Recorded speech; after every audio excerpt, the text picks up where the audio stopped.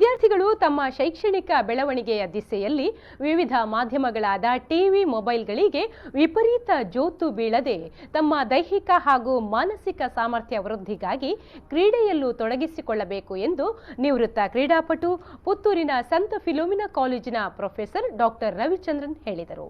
ದೇಳಕಟ್ಟೆಯ ನಿಟ್ಟೆ ವಿಶ್ವವಿದ್ಯಾನಿಲಯದ ಕ್ಷೇಮ ಕ್ಯಾಂಪಸ್ನಲ್ಲಿ 2 ದಿನ ನಡೆಯಲಿರುವ 6ನೇ ನಿಟ್ಟೆ ಕ್ರೀಡೋತ್ಸವ 2018ನ ದೇಳಕಟ್ಟೆಯ ಕೆಎಸ್ ಹೆಗ್ಡೆ ಆಡಿಟೋರಿಯಂನಲ್ಲಿ ಉದ್ಘಾಟಿಸಿ ಅವರು ಮಾತನಾಡಿದರು. I think I said hats off to you. He said don't hats off to me. Let's hats off to the people who made Nitte what it is today. He was so passionate to talk about.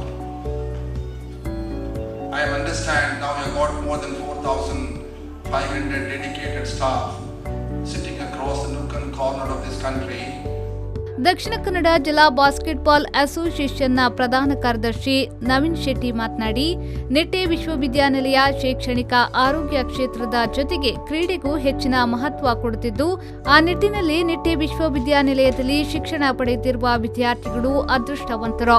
Nitte ಕ್ಯಾಂಪಸ್ನಲ್ಲಿರುವ basketball ತರಬೇತಿ ಕ್ರೀಡಾಂಗಣ ಅಂತಾರಾಷ್ಟ್ರೀಯ ಗುಣಮಟ್ಟದಾಗಿದ್ದು ಎಲ್ಲರ ಮೆಚ್ಚುಗೆಗೆ ಪಾತ್ರವಾಗಿದೆ ಎಂದು ಹೇಳಿದರು. Basketball floor there. He said this is one of the finest basketball floors in India, and I'm definitely going to come back to Nitte with more projects. That was the word Mr. Meeks has given us.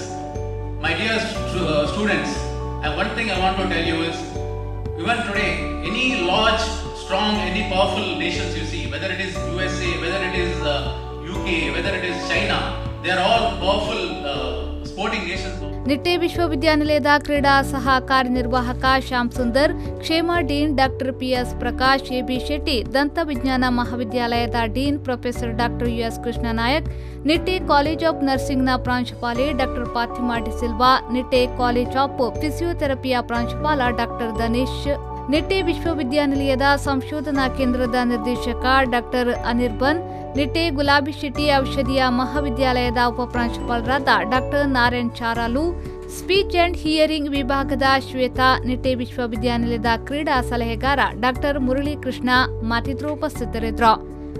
Arif ಕಲ್ಕಟ, ವಿ4 news 24/7 Ullal.